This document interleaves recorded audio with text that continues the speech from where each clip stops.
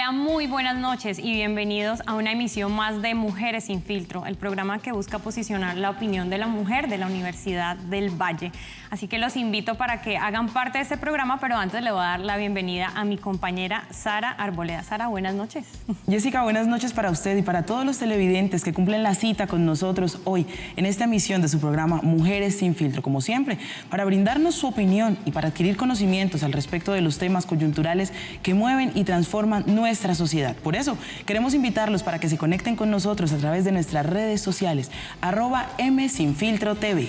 Así es, Sara, y hoy vamos a tratar un tema controversial como todos los que hemos venido tratando los martes a las 9 en punto de la noche a través del canal Univalle TV, y es un fenómeno social que lastimosamente ha dejado víctimas fatales y que se ha venido presentando en diferentes ciudades del país. Claro que sí, Jessica, como usted lo mencionaba, es un fenómeno que se trata de la creciente ola de tomar la justicia por mano propia. Hoy, en compañía de nuestros expertos, vamos a analizar qué está sucediendo con la sociedad colombiana, pero sobre todo, qué es lo que está impulsando a que cada vez sean más personas las que pasen de ser víctimas a ser victimarios. Los invitamos a que veamos este informe.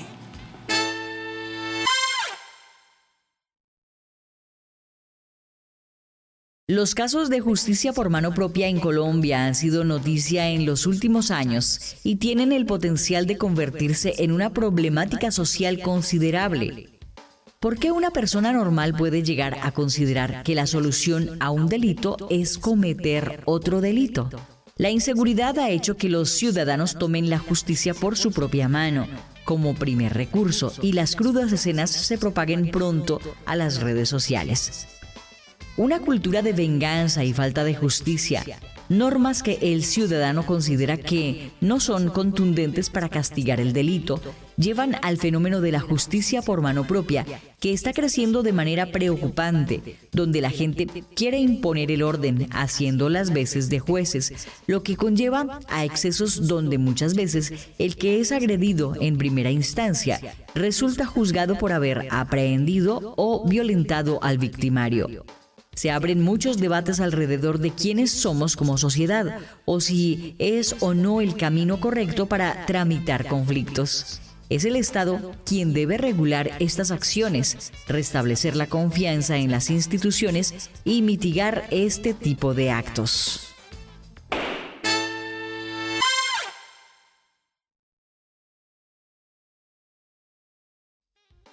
Ahí veíamos un poco el contexto del tema que vamos a estar tratando el día de hoy. Como lo decía ya Sara anteriormente, es de víctima a victimario. Por eso quiero darle la bienvenida a nuestro primer invitado. Él es Cristian Garcés, político y administrador de empresas de la Universidad ICESI, con especialización en gerencia social de la Universidad Javeriana y magisterio en pensamiento estratégico y prospectiva del externado.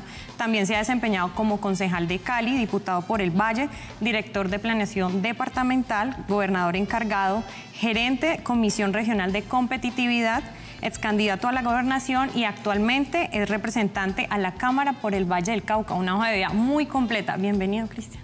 Muchas gracias, Jessica. Sara, por permitirme estar en el programa, por invitarme a discutir con ustedes estos temas sin filtro, como ustedes han nombrado este espacio. Y bueno, un saludo a todos los televidentes. Ojalá tengamos una buena discusión. Sara, por su lado, ¿a quién tiene? Pues yo le doy la bienvenida a Horacio Duque, quien es historiador y politólogo, consultor en temas de construcción de paz, es además columnista de prensa, asesor DPS en atención a víctimas de programas FEDS e IRACA y asesor de la Secretaría de Paz de la Gobernación del Valle del Cauca. Bienvenido, Horacio. Bueno, muchas gracias por la invitación a este programa tan importante de la Universidad del Valle. Un saludo especial para ustedes y para la comunidad universitaria, para los estudiantes, para los profesores y para los directivos de la universidad, los decanos, y para la opinión pública que se construye a través de este programa que tiene el propósito de mejorar la calidad del debate público y de la discusión de temas bastante críticos de la coyuntura. Gracias a usted por estar con nosotros. Entonces nosotros precisamente entrando en materia vamos a iniciar con esta pregunta. ¿Y qué es lo que está pasando en nuestra sociedad para que las personas estén tomando por mano propia la justicia? Cristian, le hago la pregunta a usted inicialmente. Yo creo que es la frustración, ¿no? El sentimiento de inseguridad o el haber perdido un ser querido o haber perdido un bien material que lastimosamente al sentirla el ciudadano un estado débil, un estado que lo dejó solo, que lo dejó desprotegido y posiblemente se llena esa persona de odio, de rabia, pues lo motiva en un momento dado a cometer un error de tomarse la justicia por sus propias manos. Y pues además en eso pues tenemos muchos casos. En Cali, por ejemplo, hay un caso que es muy complicado, que son las oficinas de cobro, ¿no? Entonces una persona le presta plata a otra, esa persona no le paga por alguna razón y como no funciona la justicia, no hay forma de recuperar el dinero que el otro pues se le está robando o no le pudo pagar por algún motivo. Puede ser inclusive justificado, porque hay gente que se quiebra, por ejemplo, en un negocio y no puede pagar sus deudas. Y entonces sale y busca estas oficinas de cobro que se quedan con el 30, 40% del dinero, pero le recuperan a la persona el resto y eso lo hacen a la fuerza, a las buenas o a las malas, inclusive matando las personas. Eso es, vuelvo y repito, en mi concepto, por una debilidad del Estado, de la justicia, de la autoridad. Y es una condición que no estoy con eso justificando, porque yo no estoy de acuerdo en que se deba tomar la justicia por sus propias manos, pero es una realidad lastimosamente. Horacio, ¿qué opina usted de esto? Pues yo creo que hay que ubicar en contexto el comportamiento de las personas que hacen justicia por mano propia. Hay realmente una descomposición bastante fuerte. Hay situaciones de pobreza, hay situaciones de mucha crisis social y en alguna medida eso hace que la gente haga justicia por la propia mano. Y también la debilidad del Estado. El Estado es fundamentalmente el monopolio legítimo de la violencia y es control de la población y es control del territorio, pero es además producción de normas jurídicas y reglamentación de normas jurídicas. El Estado es una gran fábrica de normas. El Estado es fundamentalmente una legitimación de la organización política de la sociedad. Y cuando eso no funciona, cuando la justicia se demora 15, 20 y 30 años para dar un fallo respecto de una situación bien complicada, como por ejemplo el magnicidio de Gaitán, el magnicidio de Galán, llevamos casi 30 años y todavía no hay claridad sobre el tema, cuando la justicia en la parte laboral se demora 10 y 12 años para emitir un fallo, para otorgar una pensión.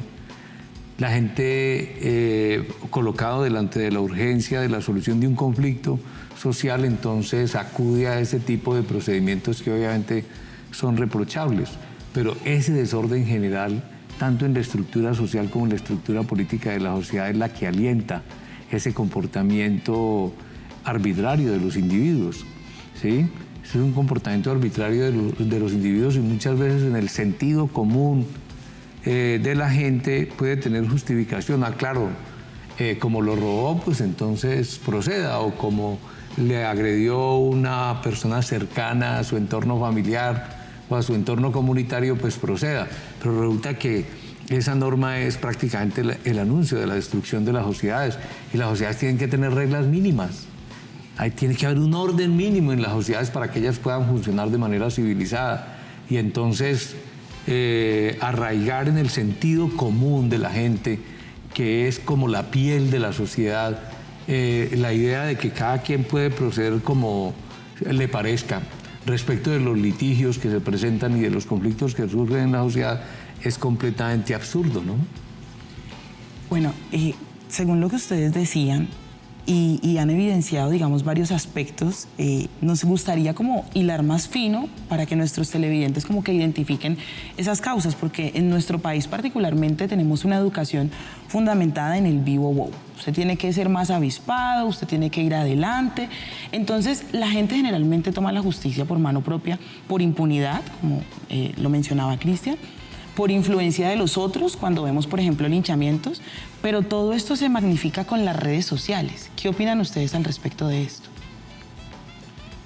Las redes sociales le dan una exposición mayor al problema y pueden inclusive pues, profundizarlo. Me explico.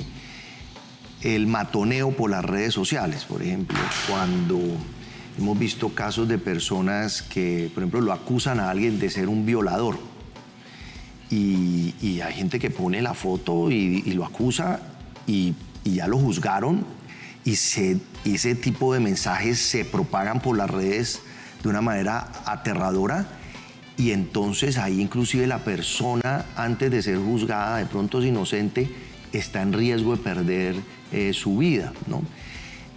Lo otro que nos pasa mucho es que la gente manda los mensajes sin ver si la fuente es real, si hay forma de comprobar la fuente. Hemos visto por los WhatsApp ahora que se utilizan mucho los mensajes, que se cometen equivocaciones constantemente, ¿no? Entonces, yo pienso que necesitamos un manejo más responsable de nuestras redes sociales.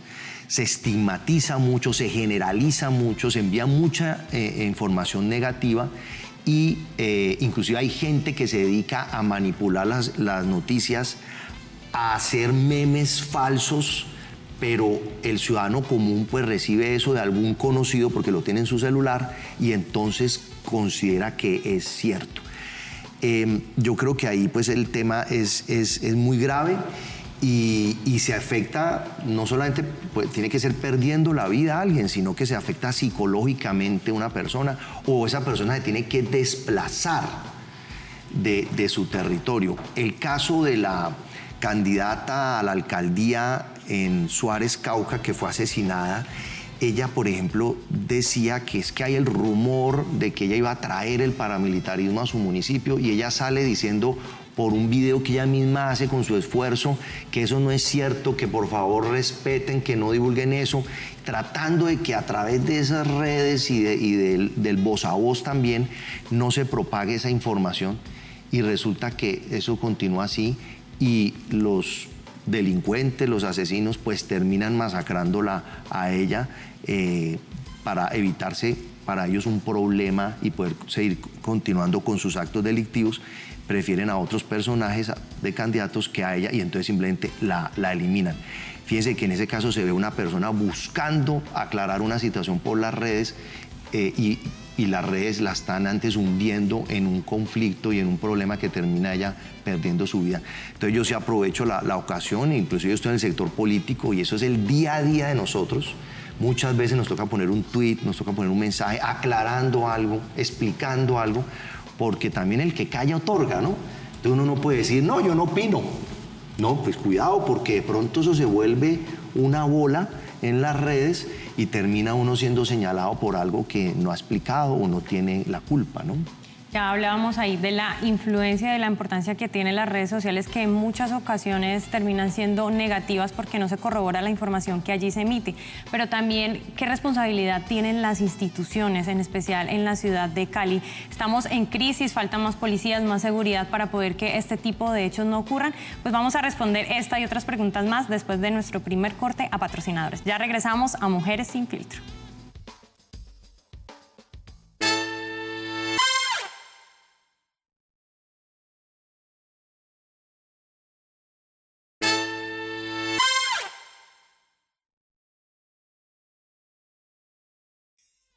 Gracias por continuar con nosotros en esta emisión de su programa Mujeres Sin Filtro. Hoy, como siempre, tratando un tema coyuntural para nuestra sociedad. La vida es el bien más preciado y es deber del Estado defenderla. Pero ¿qué pasa cuando el Estado se queda corto en brindarle a la seguridad a sus ciudadanos? Pues como toda forma viva, buscan defenderse y reaccionan la mayoría de veces de forma violenta. Por eso hoy contamos con dos invitados que nos ayudan a analizar este tema y adquirir conocimientos al respecto de por qué la gente toma justicia por mano propia. Antes de irnos a la pausa, Jessica dejaba en punto una pregunta y es: ¿qué pasa con las instituciones en el Valle del Cauca y más específicamente en Cali? ¿Estaremos en jaque? ¿Nos hace falta más policía? ¿Mayor percepción de seguridad? ¿Cuál es la lectura de ustedes de la justicia colombiana en ese sentido? Dale, Horacio. No sé. Dale, Horacio, te escuchamos. Bueno, nosotros tenemos lastimosamente uno de los peores indicadores de homicidios en Colombia. El promedio nacional en nuestro país está, 24 homicidios por 100.000 habitantes, mientras que Cali el año pasado estuvo cerca de 47 homicidios por 100.000 habitantes.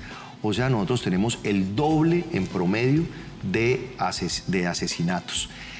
Eso nos pone en una percepción de seguridad, como tú decías, Sara, muy negativa, que además se profundiza con el tema de los robos, porque se han aumentado los robos. La tendencia de los homicidios viene disminuyendo, pero sí ha estado aumentando la tendencia a los robos. La gente entonces se siente insegura en los semáforos, los que van en el carro, cuando caminan por su barrio, cuando van al parque, lo roban a la gente en los almacenes, roban unidades familiares, y entonces hay una percepción de seguridad que eso afecta en todo sentido nuestra calidad de vida y la competitividad de la ciudad. ¿Qué está pasando? Pues lo mencionaste, nuestra ciudad no tiene el número de policías necesario. Eso es una realidad. Hay ciudades como Medellín que tienen más policías en comparación con el número de habitantes, y nosotros además tenemos un problema estructural. Cali está en el suroccidente de Colombia. El suroccidente de Colombia es la región que más coca produce en Colombia. Y aquí en Cali entonces se concentran las oficinas y las viviendas de muchos de los mafiosos que viven del narcotráfico. Entonces aquí se matan entre ellos. Obviamente en Cali tenemos muchos tipos de víctimas, desde la persona que muere porque en un accidente de tránsito alguien excedió la velocidad y pues lo mató. Está la violencia intrafamiliar, el robo a mano armada, que genera también homicidios. Pero el grueso de los cerca de 1.100 homicidios que hay en Cali cada año, el grueso tiene alguna relación directa con narcotráfico. Entonces, para enfrentar esto, tenemos que tener más policías, tenemos que tener más fiscales, más jueces, tiene que funcionar nuestra justicia, y tenemos que tener una mayor capacidad de inteligencia de las autoridades para enfrentar estas, especialmente bandas criminales, que son las que están asesinando porque las contratan para matar o porque hacen parte de grupos que se pelean el negocio del narcotráfico, del microtráfico en la ciudad. En ese sentido, si vemos, pues claro, hay un contexto donde necesitamos mayores oportunidades para la gente, para que no caigan en el camino de buscar ingresos a través del narcotráfico, pero también es necesario que haya autoridad, respeto a la ley, y para eso es necesario los policías. Nosotros en la bancada del Valle del Cauca, los congresistas de acá del departamento, sin importar los partidos o las ideologías, hemos expresado al gobierno nacional la necesidad de que nos aumenten los policías. El presidente Duque se comprometió a aumentar 1.000 policías en este periodo, pero lastimosamente hubo un fallo del Consejo de Estado, un fallo, podríamos decirlo, laboral, donde les permite a los policías retirarse a los 20 años y no como se estaba pensando a los 25, o sea, de acuerdo a una ley que se ha aprobado en el Congreso, y entonces se han retirado en Colombia 9.300 policías que en estos momentos no están siendo reemplazados rápidamente. En Cali se retiraron 574 policías este año. Entonces los policías que nos había mandado el presidente, pues lastimosamente hubo otros que se retiraron y entonces quedamos en las mismas. Nosotros también estamos buscando, y quedó en el Plan Nacional de Desarrollo, fue una propuesta del Valle, que se cree el Centro de Comando, Control y Comunicaciones de la Policía, para que haya mejor tecnología, mejor comunicación, mejor control y coordinación entre las diferentes fuerzas. Y lo otro que es fresco, porque hace poco fue el taller Construyendo País del presidente, yo fui el encargado a nombre de la bancada de expresarle al presidente que construyéramos un plan especial de seguridad para Cali, pero no construido por nosotros los caleños, porque las decisiones de seguridad son decisiones nacionales, especialmente. Entonces queremos que la nación se siente con nosotros, a ellos liderar la construcción de un plan de seguridad con una mirada regional, pero focalizado en Cali y el Valle. ¿Para qué? Para que no estemos cada año rogando por más policías, sino que sepamos cuántos años nos vamos a demorar en tener unos indicadores de seguridad por lo menos el promedio nacional, por lo menos eso, porque no podemos estar con el doble de homicidios que tienen esto en todo el país. Ya veíamos que hace falta pie de fuerza en la ciudad en comparación con otras ciudades como Medellín, pero ¿qué pasa cuando también la justicia tiene esa ruptura, que es cuando atrapan al delincuente y lo deja salir en un par de horas y vuelve y delinque? En el caso Horacio, ¿qué podemos hacer en un análisis acerca de ese quiebre que tiene la justicia colombiana respecto a esto? A ver, el tema es complejo, y cuando yo digo complejo es porque allá hay que considerar diversas variables. Efectivamente, normalmente los liderazgos políticos y las autoridades públicas plantean rápidamente el recurso de la ampliación del número de policías y la dotación de cámaras en las ciudades y de fortalecimiento de un aparato coercitivo muy fuerte. Y finalmente eso no resuelve absolutamente nada, ¿sí?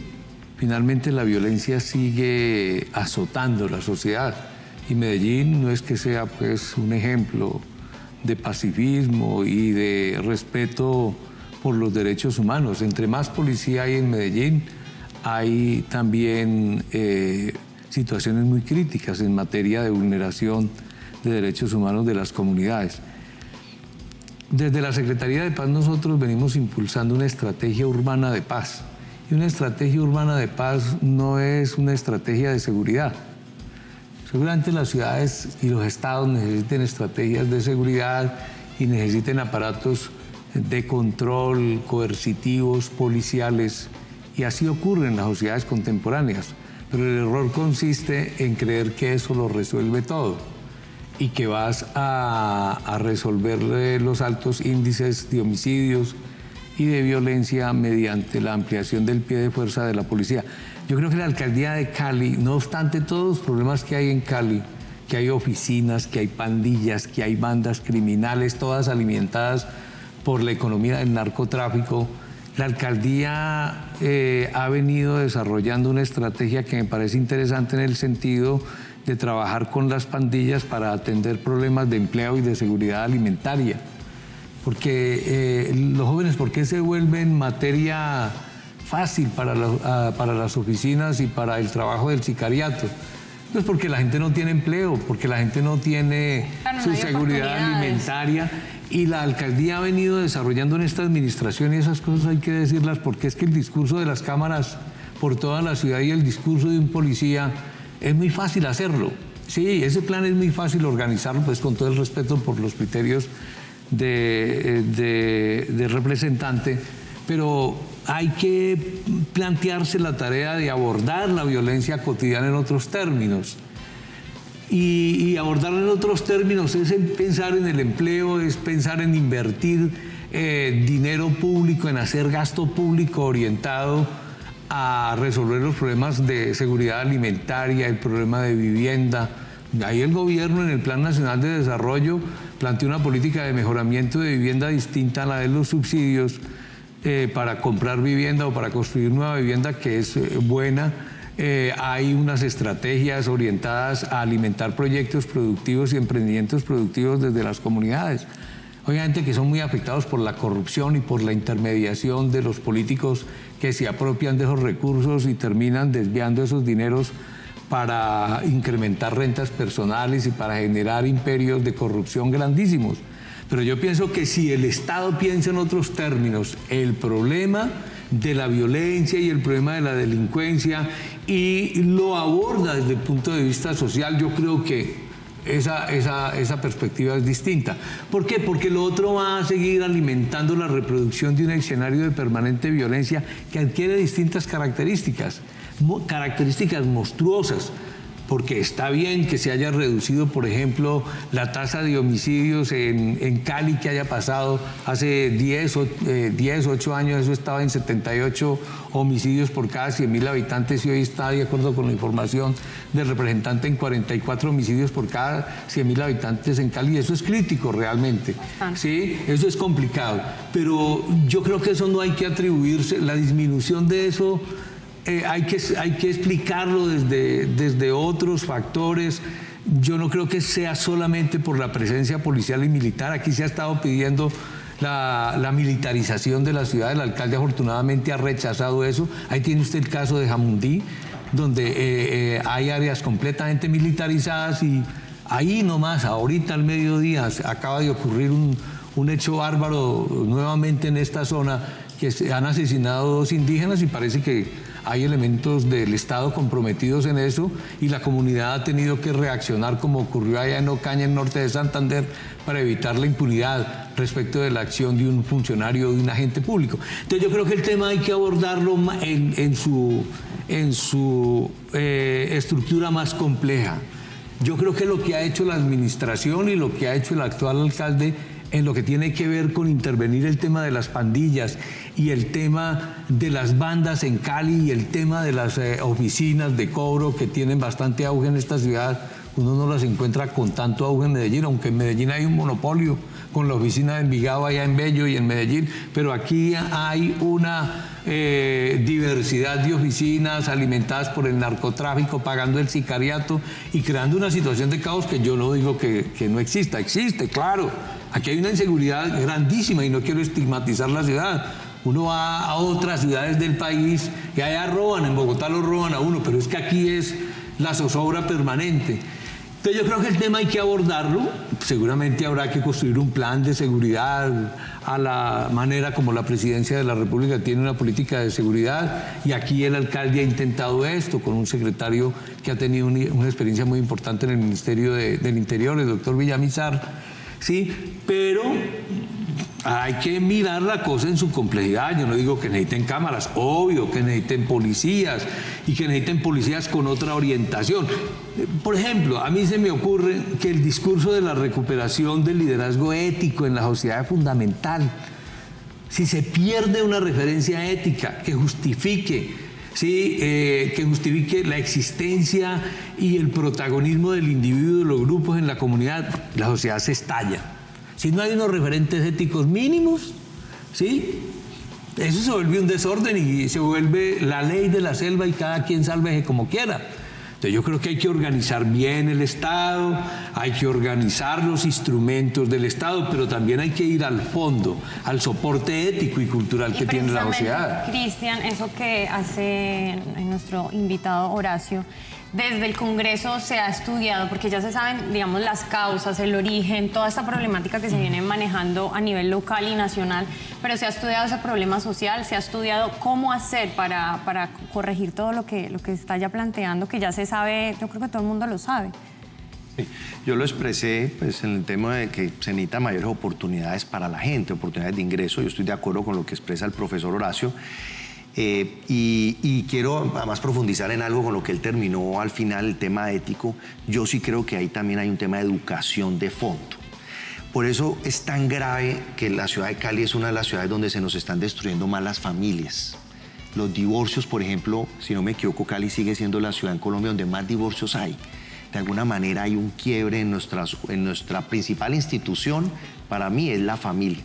Entonces los muchachos quedan sin sus padres o queda con una familia que no tiene cómo darle todo el acompañamiento a los muchachos en la adolescencia, en momentos difíciles de la vida. Y fuera de eso, lo que hay alrededor de su comunidad también, si tenemos todas estas pandillas y todos estos grupos, pues fácilmente se conectan ellos con eso. No tienen cómo conseguir una oportunidad de empleo. Y entonces ahí viene el tema de los valores. Nosotros tenemos, por ejemplo, en comunidades en Buenaventura que se han desplazado.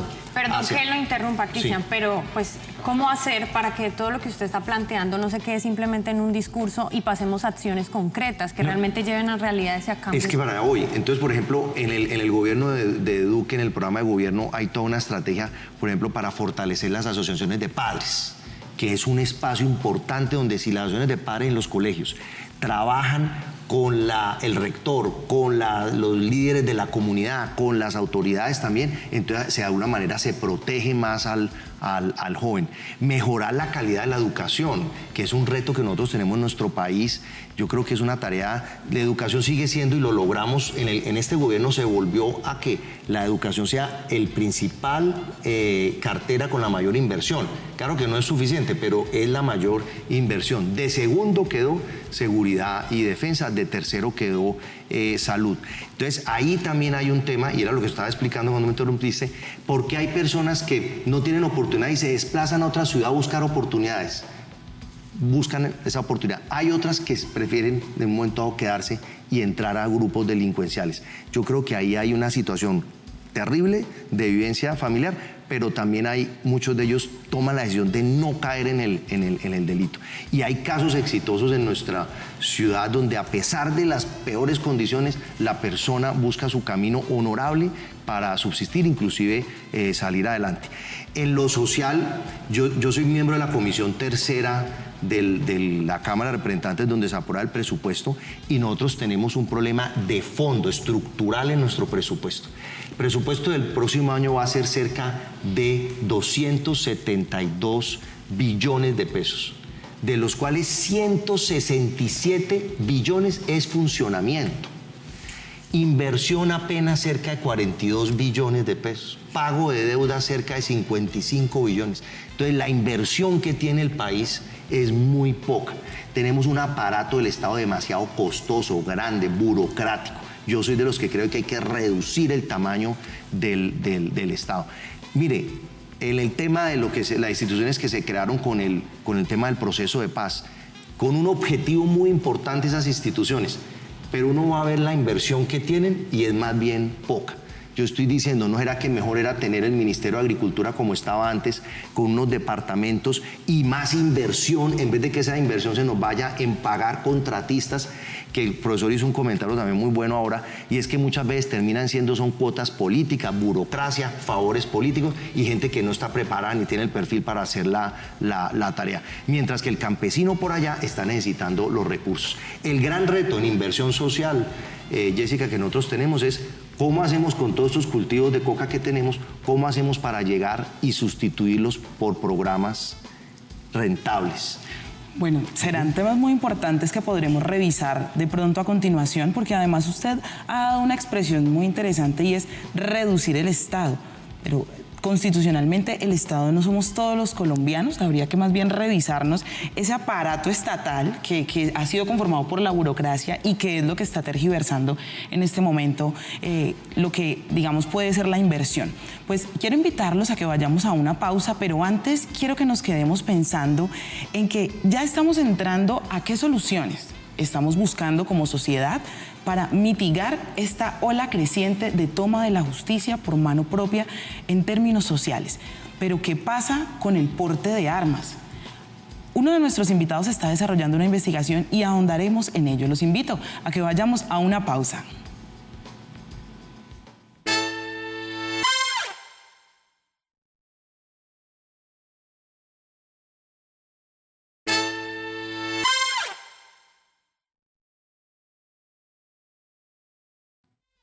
Gracias por continuar con nosotros en Mujeres Sin Filtro. Los invitamos para que hagan parte de este espacio a través de nuestras redes sociales como @msinfiltrotv y nos cuenten qué piensan acerca de tomarse la justicia por mano propia, de pasar de víctima a victimario. Antes de la pausa a patrocinadores, Sara dejaba una pregunta en punta y es el tema, bueno, dejaba más bien un tema en punta, que es acerca de la investigación que está realizando nuestro invitado Cristian Garcés acerca del porte de armas. ¿Qué es lo que ha investigado usted y cuál es esa propuesta que tiene? Que definitivamente ha generado mucha polémica. Sí, yo desde que llegué al Congreso he estado muy pendiente de cuáles son las herramientas que tienen las personas para proteger su vida, para defenderse. El simple hecho el derecho a la legítima defensa. Y eso pasa por todo. Primero, pues que tiene que haber lo que estamos hablando ahora, seguridad, policías, o sea, es una responsabilidad del Estado. Pero hay otras situaciones, los polarizados, por ejemplo, esta semana hice unos pronunciamientos sobre eso. El Estado le está poniendo un montón de trámites a la gente para sacar un polarizado cuando muchas personas las están robando cuando van en sus vehículos en los semáforos y la gente se siente atemorizada. El polarizado ayuda a protegerse. Los vehículos blindados, también hay todo un trámite que le dificultan a la gente. En este caso estamos hablando de personas de estrato alto, pues que pueden acceder a un carro obviamente blindado. Nuestras comunidades en los sectores rurales pues muy desprotegidas, y en las ciudades donde está el comerciante, el empresario, pues mucha gente se siente desprotegido y entonces busca tener un porte. Este tema es un tema delicado, pero yo tengo aquí, incluso estaba revisando unas cifras interesantes. En Colombia se calcula que hay 2,5 millones de armas ilegales. En Cali el año pasado incautaron 1.000 armas ilegales. No hay estudios claros si los homicidios se cometen con armas legales o ilegales, pero sí se sabe que la mayoría de las armas obviamente son ilegales, se compran en el mercado. Es inclusive fácil comprar un arma en la ciudad de Cali, lastimosamente. Y hasta arrendarla. Y las arriendan, usted tiene toda la razón, las arriendan y por unas cifras bajísimas, y para matar a una persona, para llevarse la vida de alguien. Es una tragedia en nuestra ciudad. Entonces yo me metí en ese tema porque si la gente que tiene dinero, me estoy hablando del inversionista, el que quiere crear una empresa, el que quiere generar empleo, no se siente seguro en su ciudad, siente que el gobierno no le da esa seguridad, pues esa persona, ¿qué hace? Se nos puede ir, se va a otro país, se va con su familia. Entonces descubrí que mucha gente estaba pidiendo los portes en la tercera brigada y la mayoría de las veces no se los estaban dando a la gente, y además había corrupción también, porque entonces el malandro va y compra y da plata y hace cosas malas. Entonces hay una cifra que sucedió, y es que con el proceso de paz, yo no voy a entrar en la discusión de por qué se tomó la medida, pero resulta que de un momento a otro en Colombia habían 400.000 portes, o sea, portes que yo puedo andar con el arma. Autorizados. 400.000 portes, y habían 500.000 tenencias, o sea, puedo tener el arma en mi casa o en mi trabajo. Y se sacó un decreto donde se prohibió el porte y se inventaron algo que es el porte especial. Y resulta que eso se bajó de 400.000 portes a 6.700 no más en Colombia. ¿Qué pienso yo? Fue demasiado una restricción muy grande. Dejaron un montón de personas sin protección personal y generaron un traumatismo en las terceras brigadas, todo el mundo desesperado pidiendo explicaciones de por qué no le daban el porte especial, y yo creo que eso generó inclusive corrupción, porque cuando la persona, este es el tema cuando la persona siente porque necesita proteger su vida, pues al fin y al cabo termina haciendo lo que sea o se va de nuestro país. Entonces empecé con ese debate que fue muy duro, porque yo no espero que todo el mundo ande armado, pero que sí haya el estudio concienzudo de la persona que lo necesita, pues pueda acceder a proteger también de su vida.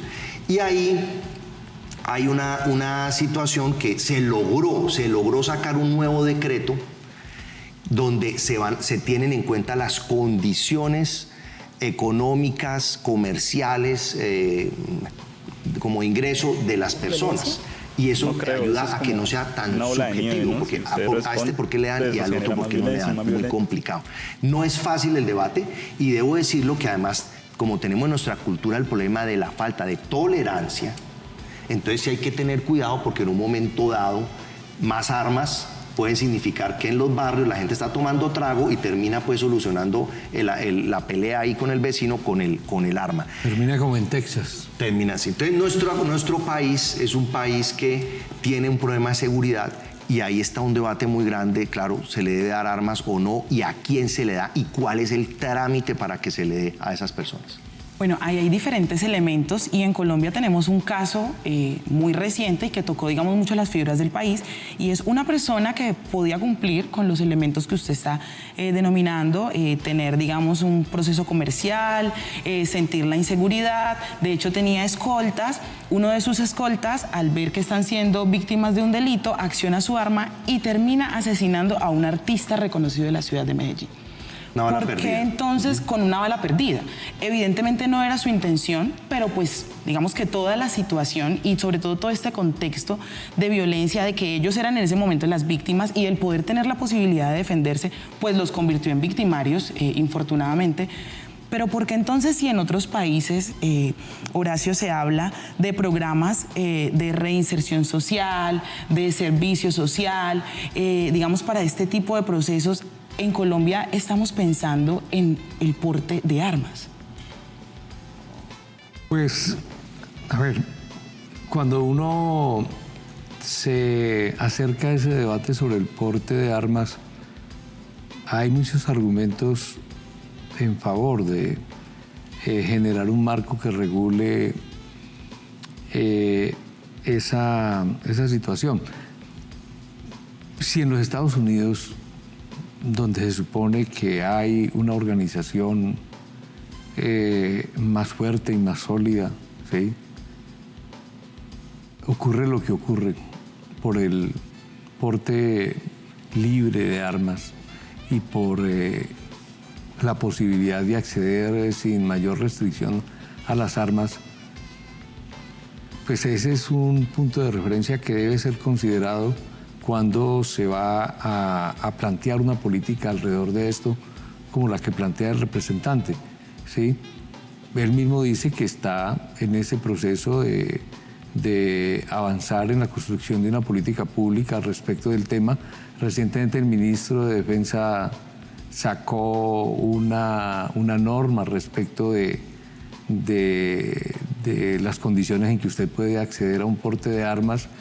Recientemente cayeron varios generales comprometidos en procesos de corrupción en la 4ª Brigada de Medellín por el tráfico de influencias con el tema de la dotación de armas para gente pues, muy pudiente de Medellín y de Antioquia, ¿sí? Entonces todos esos elementos son los que hay que considerar al momento de construir una política pública. Yo no soy contrario a que se plantee la necesidad de hacer un debate público y establecer efectivamente una política pública que regule el tema del manejo de una violencia delegada, si pudiéramos decirlo, o por lo menos un acto disuasivo delegado en los individuos o en las comunidades que muchas veces se arman por parte del Estado. Pero me parece que aquí hay que tener todos los cuidados porque recuerden ustedes cómo se organizaron las Convivir y cómo las Convivir después potenciaron el paramilitarismo y generaron este monstruo de las autodefensas de Carlos Castaño, el bloque Calima aquí en Cali, ellos muy felices, trabajando de la mano con la 3ª Brigada y con los batallones, y eso se volvió un Frankenstein incontrolable, porque los sectores más poderosos de la sociedad no tienen, ellos pueden ser muy poderosos, pero no tienen valores éticos y no tienen una estructura consolidada respecto de considerar valores en la organización y en la convivencia de la sociedad. Entonces, ¿qué es lo que hacen los sectores poderosos, los empresarios que se aburren aquí, se van para otro lado y en el otro lado también van con el mismo problema y van a pedir las mismas autorizaciones, ¿sí? Entonces hay que mirar ese tema a la luz de lo que ha sido la experiencia histórica en Colombia, esta vaina del paramilitarismo. Y claro, cuando los sectores más poderosos de la sociedad se arman y empiezan a masacrar y empiezan a despojar a los campesinos y empiezan a desplazar a los campesinos y generan un desplazamiento de casi 9 millones de campesinos en este país porque han sido esos sectores poderosos que han podido acceder a las brigadas y al Ministerio de Defensa para que los dote de armas. Entonces usted dice, qué miedo. Vamos a hacerle una reingeniería al paramilitarismo y vamos a reactivar el paramilitarismo, vamos a disfrazar el paramilitarismo, porque ese es el debate que está de por medio. El debate que está de por medio es, no, primero fortalézcame el Estado y fortalézcame la capacidad disuasiva del Estado y que el Estado controle los factores de violencia que conoce claramente en la sociedad. Que depure los aparatos militares, porque los aparatos militares en este debate que acabamos de pasar, ¿sí?, con estos generales comprometidos en corrupción y comprometidos en actos que insinúan el regreso de los falsos positivos, es una vaina gravísima para la sociedad. Y eso no va a hacer sino alimentar la justicia por mano propia, y entonces va a volver a reactivarse la guerrilla, porque la guerrilla siente que el Estado no cumple, que el paramilitarismo lo tiene en la nuca disparándole, que siguen asesinando líderes sociales. ¿Cuántos líderes sociales han asesinado? Han asesinado 500, 600 líderes sociales. ¿Cuántos de estos señores que se desmovilizaron de las FARC confiando en la palabra del Estado han sido asesinados? Entonces, en esas condiciones, usted va a volver a disparar una plataforma institucional y jurídica que reactive el paramilitarismo. Eso es lo que yo también un poco le planteo al representante sentido, para que tenga cuidado con eso. Hay elementos ahí de inequidad, y entonces yo sí quisiera que hiciéramos esta distinción para nuestros televidentes, porque hemos, digamos, viajado sobre dos conceptos el día de hoy. Uno es justicia legítima, defensa legítima mejor. ¿Cómo actúo yo en mi defensa legítima cuando soy víctima de algo? ¿Y qué es tomarme la justicia por mano propia? Quiero entonces que respondamos estos interrogantes al regresar de esta pausa, patrocinadores.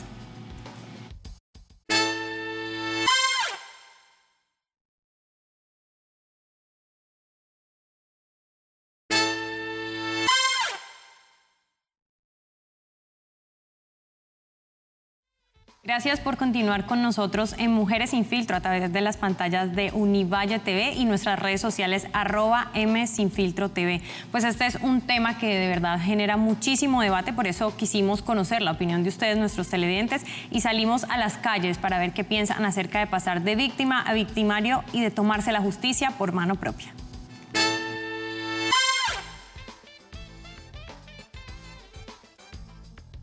Sebastián, ¿cree usted que si uno es víctima de la violencia, tiene derecho a responder con violencia?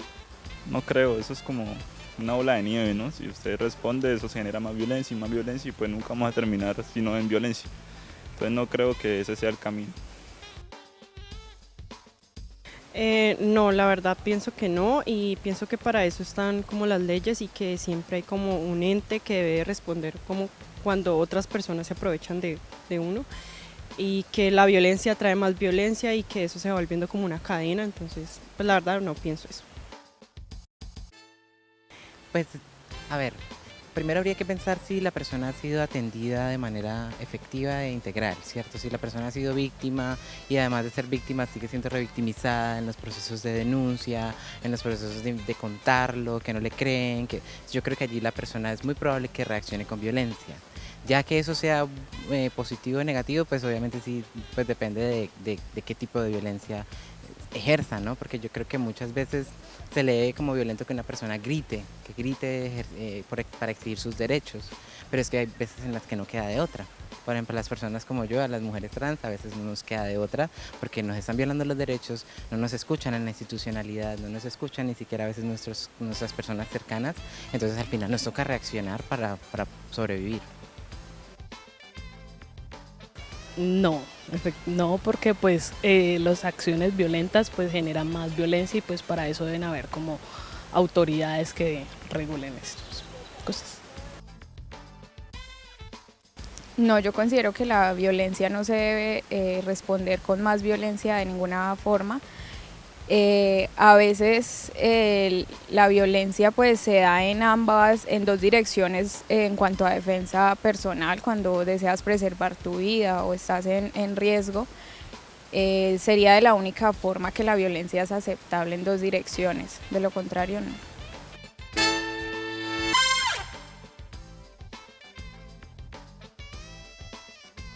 Bueno, pues ahí veíamos las opiniones de la ciudadanía al respecto de tomarse la justicia por mano propia. Muchas opiniones al respecto de que la violencia genera más violencia, pero también que hay confianza en el aparato estatal, en que la policía y en que otros entes de la justicia deben regular el comportamiento de los ciudadanos. Pero entonces quiero que retomemos el debate que hemos desarrollado esta noche y que hagamos hincapié en estos dos conceptos. Uno es: ¿qué es la legítima defensa? ¿Qué legitima que un ciudadano se defienda? Y dos, ¿cuándo entonces yo me estoy tomando la justicia por mano propia? Para mí, legítima defensa es cuando en un instante específico, en ese momento, una persona, para proteger su vida, atenta con la integridad del que lo está amenazando, y porque esa persona busca simplemente por naturaleza protegerse de alguna manera. Ya tomarse la justicia por sus propias manos es cuando alguien que tiene alguna situación que se considera fue injusta, dolorosa, dañina, va y atenta contra la integridad de la otra persona. Y ahí lo triste es que esa persona termina metiéndose en un problema legal por tomar solamente la justicia por sus manos, se vuelve igual que el que lo afectó, y ahí pues obviamente la sociedad está cometiendo un error. Yo quiero rápidamente hacer un comentario importante sobre lo que dijo el profesor. La experiencia del pasado en Colombia nos demuestra que hay que tener una reglamentación institucional muy fuerte en esto. Cuando se crearon por la habilidad del Estado esas autodefensas que tenían, las convivir, después autodefensas, después grupos paramilitares, se le permitió a personas tener grupos armados. Eso se acabó en nuestra Colombia por una legislación que se expidió. Hoy máximo hay unos departamentos de seguridad que tienen unas empresas y son sumamente vigilados por la Superintendencia de Seguridad. El porte es individual y por eso merece todo el estudio. Pero yo además quiero recomendarle siempre a la gente algo. Si cree la persona que la van a robar, yo soy de los que cree que es mejor entregar el reloj, entregar el celular, porque por ponerse por un bien material a protegerlo puede perder la vida. Diferente si es la persona que van a secuestrar o que van a asesinar, que esa persona sí, para mí, tiene el derecho de defenderse. Eso es una decisión para mí individual. Bueno, hay un caso muy sonado y quiero que Horacio nos haga de pronto un poco el análisis, y es en Fusagasugá, que sucedió este imitador de uno de los cantantes que iba con su esposa, a la esposa la matan y él mata a uno de los victimarios. ¿Cómo podemos hacer este análisis aquí? ¿Eso es legítima defensa? ¿Es justicia por mano propia? Ahí también con el tema del porte de arma. Eso es todo al mismo tiempo. Y ese es un episodio, es un caso particular, no es una conducta generalizada en la sociedad, ¿sí? Y eso la sociología y el derecho penal lo tienen bien explicado, ¿sí? En el ámbito del derecho penal está prevista la legítima defensa y en qué condiciones eso se vuelve un atenuante respecto de la acción punitiva que se va a tomar contra una persona, pero convertir ese caso en un emblema de la sociedad, yo creo que es una exageración o es un poco un absurdo, porque el sentido común de la sociedad, ya cuando se serenan las mentes y no está caliente el ambiente, la gente va a decir, no, si todos nos ponemos a hacer esto, desbaratamos la sociedad. Entonces yo creo que ese tema hay que analizarlo en sus casos puntuales y no construir una doctrina respecto de que es que la víctima se tiene que volver en victimaria, rompiendo todo lo que constituye la construcción histórica de la humanidad respecto del cuidado de la vida. ¿Sí? ¿Y cuál es la construcción histórica del cuidado de la vida? Hombre, pues que tiene que haber un Estado, tiene que haber unas instituciones públicas. Desde hace 10.500 años la humanidad construyó unas instituciones públicas para garantizar el orden público. Pero tú no puedes dedicarte a promover, por ejemplo, en esta sociedad posmoderna en que las redes invaden hasta lo más íntimo de la vida de las personas, en una sociedad hipercomunicada, en una sociedad que se está armando y construyendo y deconstruyendo de manera permanente, en levantar un discurso que legitime un acto de rabia o un acto ciego de un individuo que reaccionó de una manera dramática en unas circunstancias precisas. Entonces, no, es que ese es el modelo que tiene que asumir la sociedad. No, el modelo que tiene que asumir la sociedad es el modelo civilizado de que intervenga una autoridad pública, y es pública porque ha recibido una delegación de la sociedad y ella dirime ese conflicto, ¿sí? Pero entonces, lo digo sin ánimo polémico, desde los medios de comunicación uno puede empezar a alimentar un sentido común primitivo en la gente. No, defiéndete y mata al que te va a agredir. No es así. No es así, No, para y no eso es la la sociedad, idea. no, y la idea suya no es esa, pero la sociedad tiene que construir unas instituciones. Imagínense lo que pasó con los paramilitares. En principio había una gestión y un trámite legítimo de unos ganaderos o de unos señores hacendados que fueron y le pidieron al gobierno de Sanver que autorizara la creación de unas corporaciones privadas para organizar la defensa de sus bienes. Y entonces se armaron las convivir. ¿Sí? O los indígenas cuando organizan su propia guardia indígena, o los campesinos en el Cauca cuando organizan su propia guardia campesina. Hay otras sociedades en México, por ejemplo, delante de esa violencia tan desenfrenada, que ha creado guardias urbanas. Es que el tema de la policía y del control policial de la sociedad no es perpetuo. El tema de lo policial y del control policial sobre la sociedad apareció con el mundo moderno. Y eso también, yo quiero decir con eso, que eso también es contingente.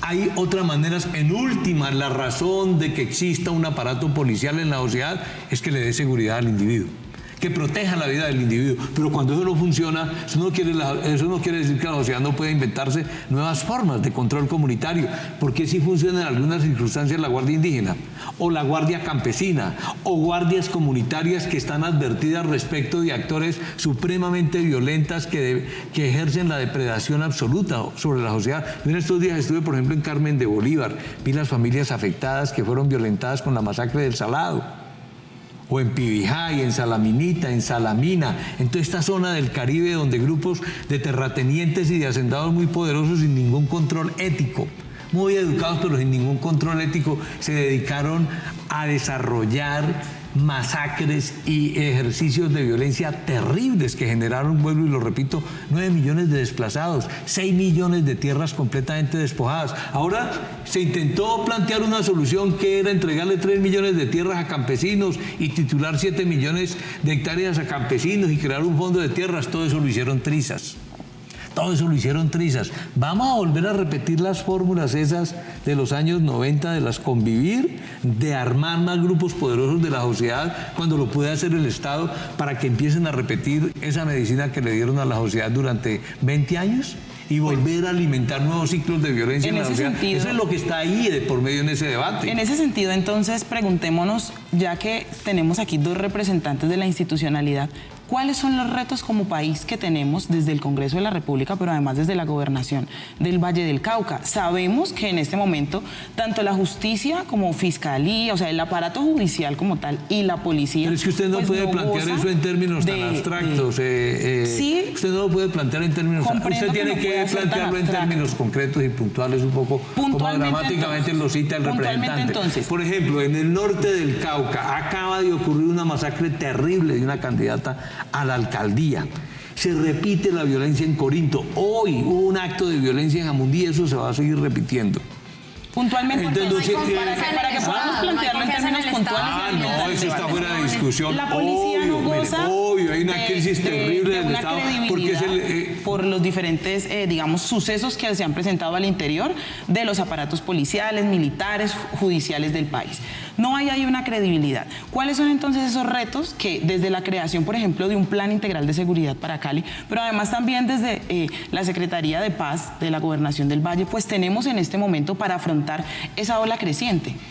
Yo pienso que un tema importante, y ustedes saben que yo pues hago parte de un partido que no ha creído en el proceso de paz, nosotros vemos que tenemos que coger, por ejemplo, territorios en el Cauca, garantizar la presencia del Estado en ese territorio, que haya seguridad y ofrecerle apoyo a los agricultores, campesinos que están ahí para que puedan tener negocios rentables y haya empleo. Si nosotros empezamos a recuperar nuestro territorio de esta manera, vamos a tener alguna oportunidad. Hay zonas en el país que lo único que se va a dar es coca, porque acuérdense que talaron la selva. Son sitios donde no hay forma de que eso sea competitivo. Nosotros lo que produzcamos en Colombia tenemos no solamente que poder venderlo en el mercado nacional, sino pero que... usted mismo lo dijo ahora, que esta es una de las principales zonas productoras de coca. Entonces, mire, la selva. Claro, mire el problema de Jamundí. Los de Jamundí, hay cerca de 1.400 familias viviendo la coca, son como 500 hectáreas. No quisieron meterse en el programa de sustitución. El nuevo gobierno llega y ya con los acuerdos que se firmaron el gobierno pasado no hay los recursos para cumplirlos. Se va a empezar a cumplir como se pueda con los recursos que haya. Que yo no estoy de acuerdo en que estemos haciendo trizas los acuerdos de La Habana. Se está tratando de cumplirle a la gente que se desmovilizó y a los campesinos que firmaron esos acuerdos. Ellos no quisieron, entonces les toca erradicación. Pero obviamente salen las familias a oponerse a que le erradiquen la coca y hay unos grupos armados muy poderosos detrás que los motivan y hay que al pobre ciudadano en la mitad de un negocio ilegal y la fuerza pública y los que... Pero le hago esta observación. Son ellos. Y eso está en Jamundí, a media hora de la Universidad del Valle tenemos una plantación de coca. Eso es muy grave para nuestra ciudad de Cali, para nuestro Valle del Cauca. Y en una zona completamente militarizada. Pero eso y con podríamos vías de acceso. Pero usted cómo explica que en una zona, usted cómo explica, por ejemplo, que en Jamundí, donde hay 1000 hectáreas, está cerca a Naya, sí, es uno de los corredores del narcotráfico, completamente militarizado. ¿Usted cómo explica? Un poco, no para polemizar, pero yo le quiero decir, ¿cómo es posible que haya 2 o 3 batallones? Yo le explico. 2000 soldados ahí, ¿sí? Y ocurra todo lo que está ocurriendo. ¿Usted cómo explica eso? Porque durante la negociación del proceso de paz se limitó la intervención de la fuerza pública. No, pero usted... Déjame hablar, de 400.000 hectáreas de coca pasamos a 200.000 hectáreas de coca. Ahora llega el nuevo gobierno a cumplirle a los que firmaron el acuerdo de paz y a enfrentar a los industriales de la coca y empieza la violencia. Yo sí quiero es que no nos desviemos del tema que estábamos hablando y es de la justicia por mano propia, porque pues digamos que esto es un tema que también es muy álgido, empieza a subir un poco la temperatura acá en el estudio. Pero yo le hago una pregunta, ¿a usted le gusta la justicia por mano propia? No sé, no podría opinarle, ¿no sabe? ¿sabe por qué? Porque no sabrían la circunstancia en la que esté. Creo que se actúa dependiendo. Yo puedo decir ahora, yo me dejo robar, pero si en el momento que a mí me roban, no sé, mi instinto de defensa me hace defenderme, me hace que no me quiten mis objetos. ¿Usted es partidaria de que la sociedad vuelva un símbolo, la justicia por mano propia? Claro que no, pero bueno, ese es el tema. Por eso precisamente estamos hablando de la tragedia de individuos. Muy claros los lineamientos al respecto de qué estamos haciendo como instituciones. Durante todo el programa hemos dado de parte de ustedes diferentes elementos y por eso queremos como ya puntualizar al respecto de, bueno, Cristian nos habló de que se está pensando en la construcción de un plan integral de seguridad para Cali. Horacio nos apuntaba, hay muchos elementos al respecto de cómo entonces ese plan no solamente debe construirse desde el pie de fuerza, sino también tener en cuenta la esfera social y cómo esa esfera social y esa cotidianidad pues afecta definitivamente eso. Entonces como que lleguemos a ese punto, a eso puntual para que no sigamos como teniendo conceptos tan macros. ¿Cuáles son los retos que tenemos en este momento? Yo creo que hay otros 2 que tenemos ya mencionado. Generar competitividad en nuestra región para que haya oportunidades de crecimiento en nuestro aparato productivo, empresas nuevas, emprendimientos, jóvenes pudiendo montar sus negocios, entrando a trabajar en alguna empresa. Ese es un tema grueso, importante y ojo con los proyectos de gran impacto que tenemos en el Valle del Cauca, por ejemplo, infraestructura, muchos de ellos están teniendo dificultades. El otro tema es lo de la educación, tanto de la calidad de la educación para que la persona pueda por sí misma competir en este mundo tan complicado, globalizado, y por el otro lado una formación en valores que le permita el tomar mejores decisiones, porque obviamente siempre se tiene que tratar de respetar la vida, de buscar que no haya la persona que fallezca, ¿no?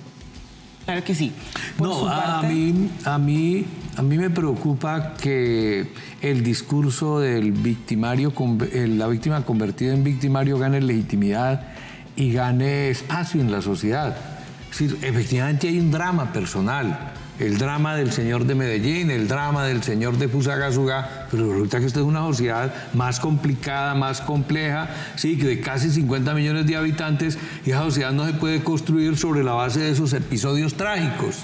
Pero no, se tiene que ordenar desde la Secretaría de Paz ante esta sociedad compleja caleña que usted ha esbozado hoy muy bien. Tenemos oficinas pululantes por todos lados, hay de toda variedad. ¿Qué estrategias? Porque usted además mencionaba que la alcaldía ha desarrollado programas con pandillas. Entonces, cuéntenos un poco de esas estrategias puntuales que se están desarrollando para mitigar esa problemática aquí en Cali. A ver, la Secretaría de Paz viene construyendo un modelo de paz urbana. Esta es una sociedad urbana. ¿Sí? De cada 100 colombianos, 80 viven en las ciudades, y en las ciudades pues es donde se generan los mayores conflictos de seguridad y de violencia. Entonces nosotros estamos diseñando, elaborando, construyendo y pensando una política de paz urbana que no es una política de orden público.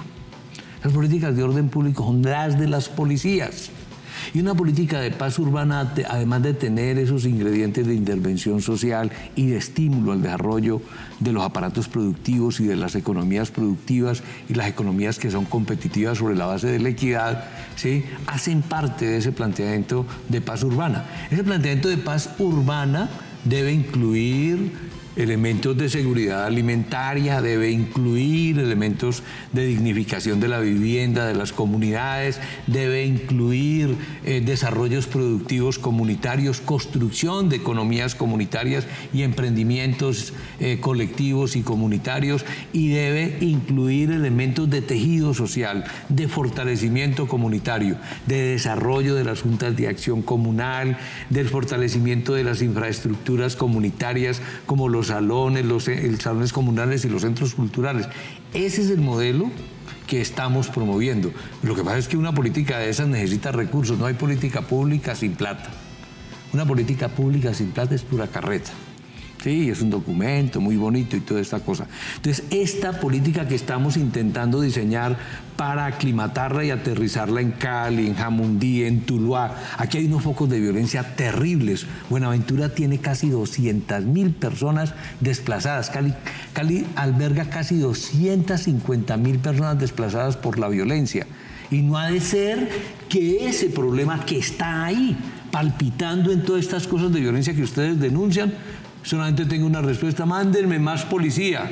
Queremos más policía que me cuiden y queremos más cámaras en la ciudad.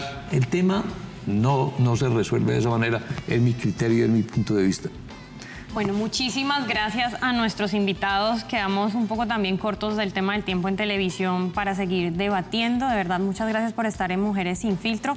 Y yo creo que una de las cosas en las que estamos de acuerdo los cuatro y con todos los televidentes es que la violencia no es el camino, que hay que respetar la vida y que lo que falta en Colombia son oportunidades. Gracias a ustedes por acompañarnos en esta emisión de Mujeres Sin Filtro. Sara, feliz noche. Gracias, Jessica, a todos nuestros televidentes, a usted y a nuestros invitados por brindarnos este espacio de debate y conocimiento alrededor de temas que definitivamente están cambiando nuestra sociedad. Nos vemos en nuestra próxima cita. Chao, chao.